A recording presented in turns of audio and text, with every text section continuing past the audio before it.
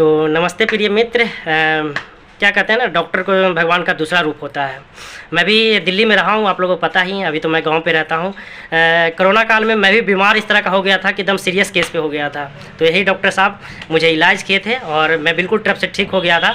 मुझे इस तरह का बीमारी हो गया था कि शरीर में पूरी तरह से कमजोरी हो गया था, मतलब तेज़ी से अपनी हो गया था। लेकिन जब कोरोना चेकअप कराया जाता तो कोरोना नेगेटिव आता था। लेकिन हो किसी की, देखिए सबकी अपनी अपनी बीमारियां, कुछ कुछ शरीर में कमियां भी हैं, तो बताया नहीं जा सकता है। तो मैं डॉक्टर सर से बहुत सारी ऐसी बातें किया हूँ। उस चीज़ को आप वीडियो को एंड तक सुनिए और हो सके तो आप दिल्ली आएँ, क्योंकि देखिए फ़ोन पे तो आपको इलाज के लिए नहीं बता सकते हैं, क्योंकि डॉक्टर को जब तक उसको फिजिकली रूप से देखेंगे नहीं पेशेंट को, तो किस तरह से उसको दवा को उसको सलाह दे सकते हैं। तो आप लोग यहाँ पे आइए, जितनी भी गंभीर से गंभीर बीमारी और भी जैसे डॉक्टर सर आपके मतलब कनेक्ट में स्पेशलिस्ट डॉक्टर है कि नहीं सर, जैसे कि और सारे डॉक्टर हमारे पास स्पेशलाइजेशन सारी है हमारे पास। कोई अच्छे सर्जन भी हमारे पास है, और गायनी भी हमारे पास है, ऑर्थोपेडिक भी हमारे पास है, और चाइल्ड स्पेशलिस्ट भी हमारे पास हैं। तो डोंट वेरी, हर तरह की बीमारियों का इलाज हम यहाँ पे होता है। और हमें बेस्ट से बेस्ट सजेस्ट मैं ही करता हूँ कि क्या करना चाहिए। लोगों को हॉस्पिटलाइज होने से मेरे को बचाने का मेरा यही मकसद है कि लोगों को हॉस्पिटल से बचाना है मुझे बस। और यहाँ पे सर आपने मिनी हॉस्पिटल खोल रखा है, तो सर आपका सबका चार्ज होता है क्या? चार्ज वगैरह क्या लेते हैं? मैंने कोई फीस वगैरह नहीं रखी हुई है, खाली मेडिसिन से एक अच्छा एडवाइस मैं करता हूँ इसमें, और दवाएं अपने पास ही देने की कोशिश करता हूँ कि लोगों को फ़ायदा मिल सके। क्योंकि बाहर दवाएं कॉस्टली पड़ती है, हम उसमें लेस भी करके दवाएँ देते हैं। बिल्कुल बिल्कुल।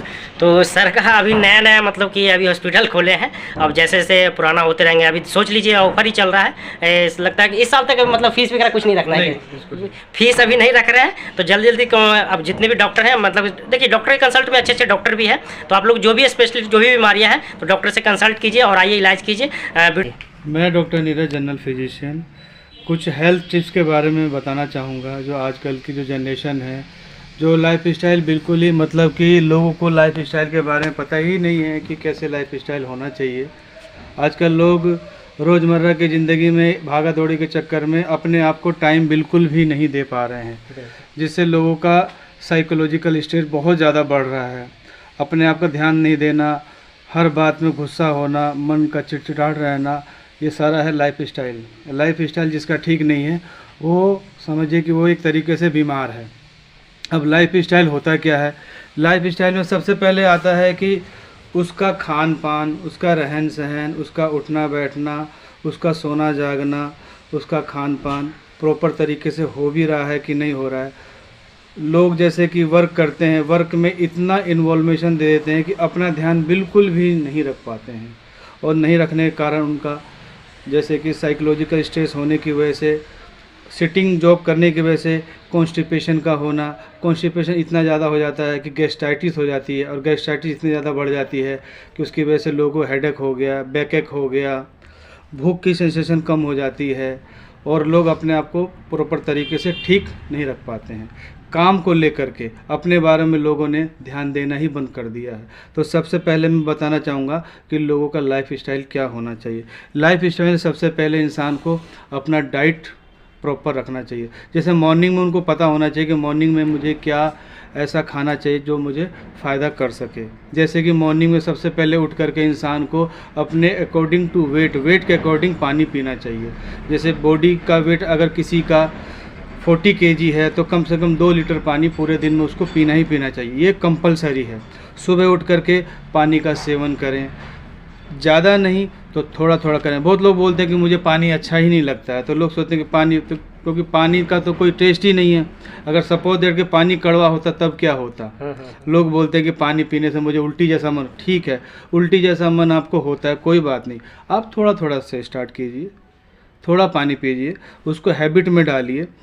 पानी पीने से बहुत सारे फ़ायदे हैं। पानी पीने से लोगों को कब्ज नहीं रहती है, कब्जियत कम रहेगी, पेट साफ रहेगा।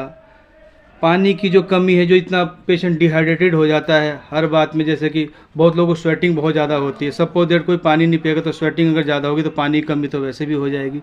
तो पानी की कम से कम बॉडी में 60% 70% हमारा पानी है, पानी का रोल है, बाकी सब इंग्रेडिएंट्स और हैं। इसीलिए पानी तो पीना बहुत ज़रूरी है। पानी पीना बहुत जरूरी। पानी ना पीने की वजह से बहुत सारी बीमारी, कॉन्स्टिपेशन होगा, कॉन्स्टिपेशन कब्ज रहेगा, कब्ज होगा तो इंसुलिन का सिक्रेशन बहुत ज़्यादा होगा। तो डायबिटीज भी आप हो सकते हैं। ब्लड का प्रेशर बढ़ सकता है तो ब्लड प्रेशर हो सकते हैं।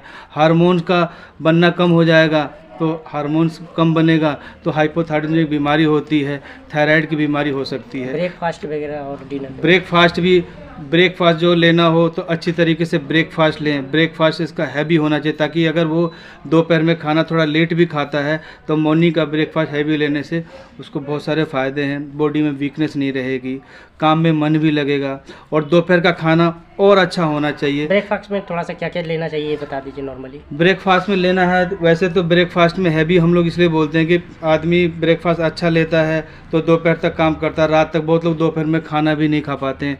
तो लेने के लिए 2 रोटी ले सकते हैं, मिल्क ले सकते हैं, बनाना ले सकते हैं, ब्रेड बटर ले सकते हैं, थोड़ा सैलड्स का रूप ले सकते हैं। मॉर्निंग में खाना उस तरीके से होना चाहिए जो डाइजेशन, क्योंकि आदमी खाना खा करके वर्क पे निकल जाता है काम पे, तो काम पे निकलने के लिए खाने की बहुत नीड होती है।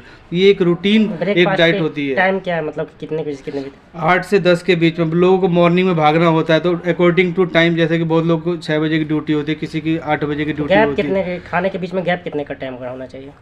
जैसे ब्रेकफास्ट लिए 4 घंटे का या 5 घंटे, कितना gap? नहीं, जैसे सपोज दैट कि मॉर्निंग रूटीन अपना फ्रेश हो गए, फ्रेश होने के बाद अपना जो भी मॉर्निंग का जो अपना फ्रेश होने के बाद खाना पीना क्या है कि फ्रेश होने के आधे घंटे के बाद अपना ब्रेकफास्ट जो एक रूटीन डाइट में लेना है। सपोज दैट कि नहीं हो पाता भाई, बड़े घरों की तो बात अलग है, लेकिन एक जनरल एक आम आदमी के लिए जो मिल जाता है वो खा करके निकल जाता है।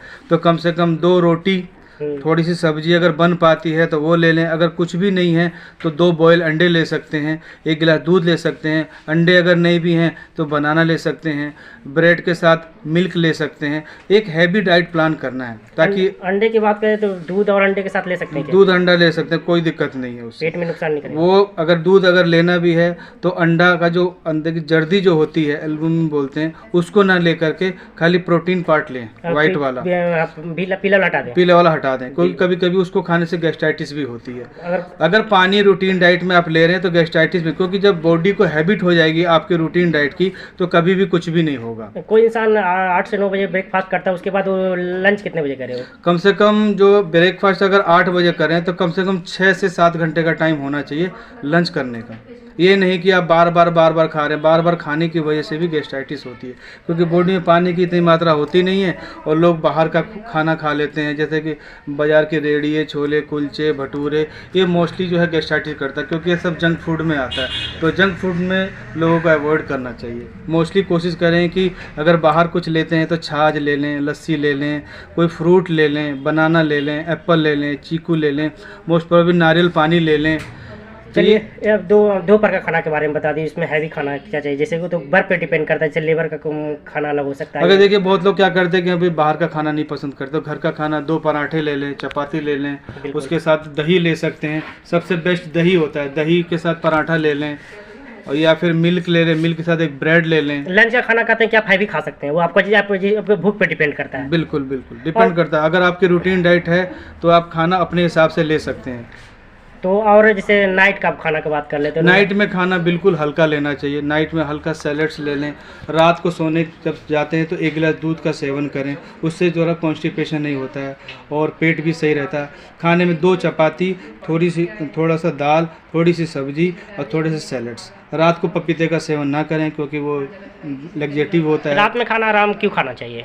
हल्का खाना होता है कि एक डाइजेशन सिस्टम प्रॉपर तरीके से ठीक रहता है, गैस्ट्राइटिस नहीं होता। लोग बीच में उठ कर गैस बन जाए, पेट में दर्द होने के चांसेस कम होते हैं। मोस्ट प्रोबेबली लोग हैवी खाना खा लेते हैं, गैस्ट्राइटिस होता है, तो रात को डॉक्टर को दिखाने के लिए भागना पड़ता है कि मैंने राजमा खा लिया। रात को तो राजमा किसी भी हाल में नहीं खाना चाहिए। राजमा बहुत ज़्यादा गैस्ट्राइटिस करता है और एब्डोमेन पेन भी उसकी वजह से हो जाता है। तो लंच में ले सकते हैं ना राजमा को? लंच में ले सकते हैं, क्योंकि राजमा एक फाइबर डाइट है, तो ले सकते हैं उसको, लेकिन कोशिश करें कि लंच में ही लें, नाइट में और मॉर्निंग में ना लें। बिल्कुल। कितने लोग का शिकायत होता है पेशेंट का कि रात में क्या होता है कि हम लोग का बॉडी आराम करदायक होता है, इसमें लोग शायद कहते हैं डॉक्टर की कम खाना, लेकिन कितने लोग का रहता है कि खाना रहता है कि जैसे कि हैवी भोजन कर रहे हैं और रात में कम भोजन करने पर तो कि नींद नहीं आता है। नहीं, वो बात आपकी सही है। रात में भोजन, क्योंकि मोस्ट प्रोबेबली क्या होता है कि दिन में लोगों को इतना टाइम ही नहीं मिल पाता कि हम अच्छा खा लें। ड्यूटी हावर्स में थोड़ा वो जो लंच ले गए वो खा लिया, मॉर्निंग में जल्दीबाजी में लोग नहीं खाया, लेकिन रात को जब लोग घर पे इंसान आता है तो सोचता है कि अब मैं पूरे दिन की थकावट जो होती है, जो एनर्जी मेरी लॉस हो रही है, तो इस टाइम मैं खाना अच्छे से अच्छा खाऊं, भरपेट खाऊं। वो भरपेट तो आपका कहने का मतलब कि जिस तरह का बॉडी हम बनाएंगे उस तरह का बन जाएगा। बिल्कुल बिल्कुल, आपको ये रूटीन डाइट लेना है। जैसे कि मॉर्निंग में आप ब्रेकफास्ट ले रहे हैं तो ब्रेकफास्ट लीजिए, लंच में आप ले रहे हैं जो लंच ले रहे हैं वो लंच लीजिए, और रात को जो आप डिनर ले रहे हैं वो डिनर लीजिए। लेकिन डिपेंड करता है कि आप क्या ले रहे हो, क्योंकि देखो अपनी बॉडी का सबको पता होता है। और बात एक डॉक्टर साहब एक पूछ रहे सवाल, जो कि सबका अपना अपना जॉब रूटीन है। जैसे कोई मान के चलिए कोई लेबर बंदा है जो हार्ड वर्क कर रहा है, और कोई इंसान है कि बहुत जो कंप्यूटर पे काम कर रहा है, ऑफिस टाइप का काम कर रहा है, उसके खान पान में तो डिपेंड हो जाएगा। जैसे जो हार्ड वर्क कर रहा है उसकी खान पीन में ज़्यादा होगा, जो कम में पावर एनर्जी दे रहा है उसका तो डाइट कम हो जाएगा। तो हम इससे पूछना चाहते हैं, जैसे कि कोई व्यक्ति रेस्ट कर रहा है, आराम कर रहा है, तो वो आराम कर रहा और मतलब खाना पूछ के खाया, दबा के खाया और मतलब कि पानी कम पिया हो, तो क्या मतलब कि इससे भी क्या हो सकता है कि खाना पचने में दिक्कत होगा ये? बिल्कुल, सिटिंग वाले प्रॉब्लम जो भी वर्कर होते हैं सिटिंग में, चाहे एनीबॉडी कोई भी हो, एक बड़े से लेकर के छोटे तक, जो भी सिटिंग में, जैसे कंप्यूटर में बैठ करके काम करना और बेसिकली, और जब बैठ करके लोग जैसे कि काफ़ी लेबर क्लास के लोग भी होते हैं 8-8 घंटे बैठ के काम करते हैं, उनके लिए क्या है कि उनको तो कॉन्स्टिपेशन होना ही होना है। क्योंकि क्या है ना कि जो पेरिस्टाल्टिस मूवमेंट है वो वर्क नहीं कर पाती है, जो खाना जो डाइजेशन सिस्टम वो पुअर हो जाता है। तो मेरा कहने का मतलब ये है कि जो इंसान सिटिंग वाले जितने भी जॉब करते हैं उनको बीच में आधा पौन घंटे में उठना चाहिए और जा करके आधे गिलास पानी पी करके आना चाहिए। और उनकी डाइट पे हल्का होना चाहिए। डाइट उनकी हल्का होना चाहिए, क्योंकि सपोज जाहिर सी बात है कि कोई हैवी लेकर के बैठेंगे तो गैस्ट्राइटिस तो होनी है, क्योंकि बॉडी का इम्यून सिस्टम सबका एक जैसा नहीं होता, सबका बॉडी का इम्यून सिस्टम अलग अलग वर्क के हिसाब से आपको भोजन करना चाहिए। बिल्कुल बिल्कुल, जैसा अपनी डाइट आप खुद बना सकते हैं। आप जैसे कि मैं बता रहा हूँ कि मॉर्निंग का डाइट अच्छा होना चाहिए और आफ्टरनून का और अच्छा होना चाहिए और रात का बिल्कुल ना के बराबर होना चाहिए। मेरा कहने का मतलब ये है डाइट अपने ऊपर है। जहाँ तक हम शौच की बात करें, स्टूल लैट्रिन वगैरह, जैसे कि हार्ड एकदम पास हो रहा है, उससे पाइल्स की भी दिक्कत है। हार्ड लैट्रिन क्यों बन रहा है? हार्ड लैट्रिन निकलने का क्या चीज़? ये सारा लाइफ स्टाइल के ऊपर डिपेंड करता है। हार्ड स्टूल इसलिए हो जाता है कि लोग अपने पर ध्यान ही नहीं देते। कभी कोई पानी तो पीता नहीं है, बिल्कुल, कोई लेगेटिव चीज़ कुछ लेता नहीं है, पपीता भी लोग नहीं ले पाते। चलो मैं मानता हूँ कि भाई थोड़ा तो कॉस्टली होगा, लेकिन जिनको कॉन्स्टिपेशन होता है तो डिपेंडेंसी ज़्यादा मेडिसिन पे ना रह करके खाने पीने की चीज़ों पे ज़्यादा। मेन कारण मेरे हिसाब से लग रहा है डॉक्टर साहब, जैसे आप तो डॉक्टर हैं, कि पानी कम पीने से लैट्रिन बहुत हार्ड हो रहा है। इसके कारण से मेन जरिया ये भी। पानी तो बॉडी में 70% तो पानी का ही रोल है।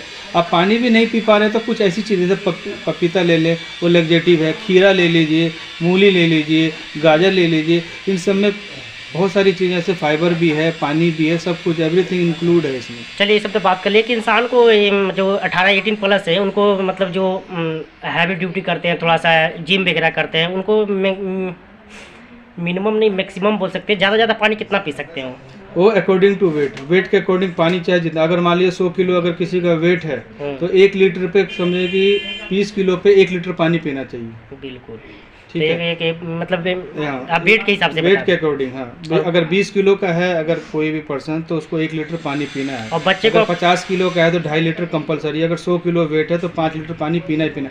एक मिनिमम मैंने डोज बताया। वैसे पीने को तो आप कितना भी, ऑब्जर्वेशन अपने ऊपर है। बच्चे को अपने हिसाब से छोड़ दे, उसको मन पी चाहे तो अपने बच्चे को तो, बच्चा तो देखो छोटे बच्चों क्या इतना जज आप कर नहीं पाएंगे, वो आपको उसको जब मन करेगा जब पी लेगा। बिल्कुल बिल्कुल। अब तो हो गई ये डाइट प्लान, सब कुछ हो गया। अब हमको ये बताइए, जो आज के बच्चे जिस हिसाब से नेगेटिविटी फैल रहा है, इतने मोबाइल का लोग सही उपयोग नहीं कर रहे हैं, उसका दुरुपयोग कर रहे हैं, नेगेटिव चीज़ों को देख रहे हैं, उनके माइंड में बहुत सारी नेगेटिव चल रही है, तो उससे वो गलत रास्ते में भटक जाते हैं। और ये पेरेंट्स को भी नहीं पता होता है, जब वो गलत कदम उठा देते हैं। इसका मेन कारण मैं देख रहा हूँ, मैं भी युवा हूँ और सोशल मीडिया के लोग यूज कर रहे हैं, और कहीं लोग इसको, मैं खुल के ही बात कर लेता हूँ, डॉक्टर से शर्माने नहीं चाहिए। फोन वगैरह वीडियो देखते हैं और हस्त मैथुन करते हैं। क्या डॉक्टर साहब पहले ये बताइए कि हस्त मैथुन करना सही है गलत है? देखिए, हस्त मैथुन एक तरीके से, ये भी एक तरीके से कह सकते हैं कि हस्त मैथुन तो वैसे नहीं करना चाहिए। यंग एज में बहुत ज़्यादा मुश्किल घड़ी ये आ जाती है कि जब यंग होता है तो ये इस तरीके जो वीडियो आजकल बच्चे जो देख रहे हैं, तो मन में देखिए ये क्या है कि एक तरीके से एक एनर्जी है ये, और बॉडी में एनर्जी जब आती है, जब आदमी कुछ इस तरीके से फ़ोन वीडियो वगैरह देखता है तो उसके मन में भी आता है, या किसी यार दोस्तों में आपस में गुफ्तगू होती है, बातें होती है, तो सोचते हैं यार ये तो अच्छी चीज़ हमें भी करके देखते हैं। तो मास्टरबेशन का शिकार भी, ज़्यादा हस्तमिथुन करने से मास्टरबेशन का भी शिकार हो जाते हैं। तो मैं तो कहता हूँ कि देखिए, करने को कोई बड़ी बात नहीं, जो यंग एज से ही क्या होता है कि अगर किसी चीज़ की लत अगर लग जाती है तो लत ये क्या है कि एक मास्टरबेशन एक ऐसा है कि अगर एक बार लत लग गई तो समझो कि इसकी ज़िंदगी बेकार हो सकती है। बिल्कुल बिल्कुल। छूट ये जल्दी तो छूटता इस पे तो मैं कहूँगा जो टीचर जो होते हैं, टीचर को भी इस पे एक टॉपिक रखना चाहिए ताकि बच्चे अवेयर हो पाए। और ये आजकल जो सोशल मीडिया पे जो उल्टी सीधे जो ये यूट्यूब के ज़रिए या इस तरीके से जो वीडियो वगैरह, इस पे थोड़ा सा रोक लगाई जाए, क्योंकि किसी बच्चे का फ्यूचर का सवाल है। अगर बच्चा अगर अपनी कम उम्र में ही अगर इस तरीके से किसी बीमारी का शिकार हो जाएगा तो इसका इलाज करना भी बहुत मुश्किल हो जाएगा, बहुत क्योंकि एनर्जी सब सारी लो हो जाएगी, लॉस हो जाएगा बॉडी में, और वो इतना हैबिचुअल हो जाएगा और मन में इतना चिड़चिड़ाहट हो जाएगा कि वो माँ बाप से बातें करने में शर्म करेगा। और फर्दर जब मैरिज का जब उसका टाइम आएगा तो इस चीज़ को लेकर के, क्योंकि जब तक उसके माइंड में बहुत ज़्यादा नेगेटिविटी हो चुकी होगी, तो इस नेगेटिविटी से निकालने के लिए वे ऐसी वीडियो डालें ताकि लोगों को और ज़्यादा अवेयर हों, नई नई जो जनरेशन आ रही है गलत रास्ता ना पकड़ें। और उल्टे सीधे जो ये काम हो रहे हैं यूट्यूब के ज़रिए, और जैसे कि लोग ये साइबर कैफ़े में जा कर के वो पढ़ने के बहाने जाते हैं, उसमें मैंने देखा है, मैंने भी एक बार नोट किया है कि बच्चा जो है वो साइबर कैफ़े में मतलब कि पोर्न वीडियो वगैरह देख रहा है, इस तरीके से सेक्सुअल वीडियो देख रहा है। तो इस तरीके से जो साइबर कैफ़े वाले वो बच्चों पे थोड़ा सा ध्यान दें कि बच्चा अगर हमारे पास पढ़ने के लिए आ रहा है, चाहे कुछ सीखने के लिए आ रहा है, लर्न करने के लिए आ रहा है, और तो क्या कर रहा है। जैसे स्पर्म वीर्य है सर, ये किस चीज़ से बन रहा है, बॉडी में किस तरह से बन रहा है, इसको कर रहे हैं प्रोटीन इसमें बहुत ज़्यादा। देखिए, ये खाने पीने से ही स्पर्म बनता है। लोगों का खान पान अगर सही नहीं है तो स्पर्म काउंट कम हो जाता है। स्पर्म काउंट कम होने से बहुत सारे शुक्राणु जो है कम हो जाते हैं। शुक्राणु कम होने से आगे जो प्रॉब्लम हो जाती है कि बच्चे की जो एक क्रिएटिविटी होती है वो नहीं हो पाती है, तो ये बहुत बड़ी प्रॉब्लम की शिकार हो सकते हैं। तो इसके लिए फिर फर्दर वो फिर दवाएं चलाओ, इलाज कराओ। तो ये चीज़ हमें अगर पहले से ही अगर हम अवेयर करें तो इस बीमारी से हम बचा सकते हैं सबको। ये कब से इससे स्टार्ट हो जाती है सर, मतलब बच्चों में, जैसे कि ह्यूमन बॉडी डेवलप कर रहा है तो कब से? 12 ईयर्स के बाद हम एडल्ट में ही मानते हैं। 12 ईयर्स के बाद बच्चे में सारी एक्टिविटी नहीं, तो लड़कियों में होती है ना कि पीरियड उन लोग का चालू हो जाता है, लड़कों में 15 से 18 के बीच में वो सब स्टार्ट हो जाता है। हो जाता है सेक्सुअल मतलब कि वो ट्रांसमिशन जो होता है उस तरीके से जो प्रॉब्लम होती है वो शुरू हो जाती है। अब थोड़ा जो बच्चे आपके देख रहे हैं सर नेट के माध्यम से, जो बच्चे शिकार हो गए इस चीज़ के लिए, तो इसको कैसे वो दूर हटे इस चीज़ को? देखो, पेरेंट्स को भी थोड़ा सा अवेयर रहना पड़ेगा। थोड़ा सोसाइटी का भी फ़र्क पड़ता है कि बच्चों को अच्छी सोसाइटी में रखें, उसको अवेयर रखें। जैसे कि माँ बाप क्या है कि काम वाम करते हैं, बच्चों को छोड़ देते हैं, बच्चा कहाँ जा रहा है ध्यान नहीं दे पाते हैं, तो उसकी संगत कैसी है। टीचर से भी जा करके बच्चे के बारे में बताया कि हमारा बच्चा कहीं गलत संगत में नहीं है, थोड़ा ध्यान दें। घर पर भी थोड़ा ध्यान रखें।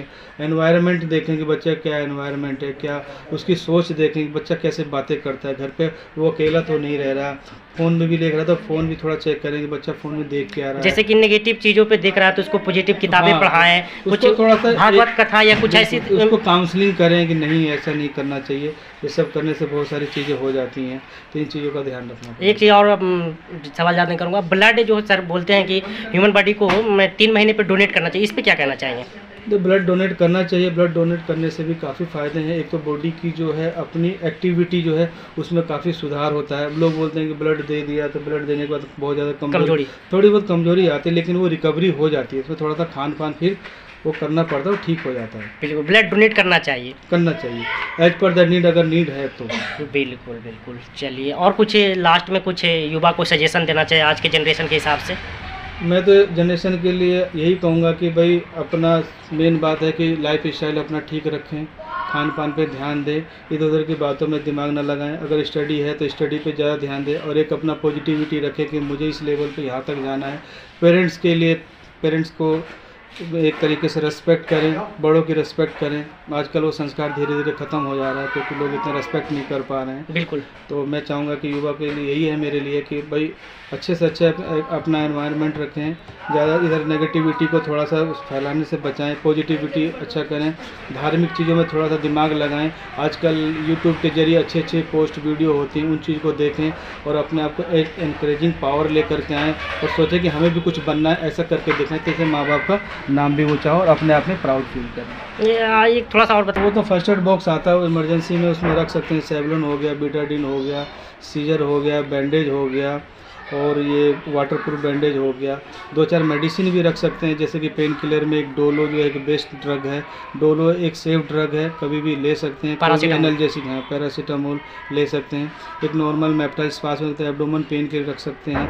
गैस के लिए बहुत सारी दवाइयाँ होती हैं, सायरा डी, पेंटोप डी, इस तरह की दवाइयाँ रख सकते हैं ताकि इमरजेंसी में। और एक डॉक्टर अपने कंसल्ट में रखें, कोई अगर कुछ इन फ्यूचर अगर कुछ होता है तो डॉक्टर से बात करके इस दवाइयों को दे सकते हैं इमरजेंसी। चलिए, तो आपका मैंने मिनी हॉस्पिटल में आप आया सर, इसका एड्रेस कहाँ पर है और कैसे आपके पास आ सकते हैं? ये सूर्य हेल्थ केयर सेंटर के नाम से है। मेरा नाम डॉक्टर नीरज है, general physician child health care मैं अच्छी तरीके से देखता हूँ यहाँ पे। और ये निहाल बिहार में है और इसका एड्रेस RZ K2/10 निहाल बिहार है, 110041 में। BR इंटरनेशनल पब्लिक स्कूल के नियर पास, बाय BR इंटरनेशनल स्कूल निहाल बिहार में है। निहाल बिहार। तो कॉन्टेक्ट नंबर भी शेयर करना चाहेंगे सर आप? हाँ बिल्कुल, मुझसे बात कर सकते हैं। 9399168857 ये मेरा कॉन्टैक्ट नंबर है। इस पर कभी भी एनी टाइम एनीवेयर कोई भी सजेस्ट लेना, कोई भी बात करनी हो तो मुझे फ़ोन पे आप डिस्कस कर सकते हैं।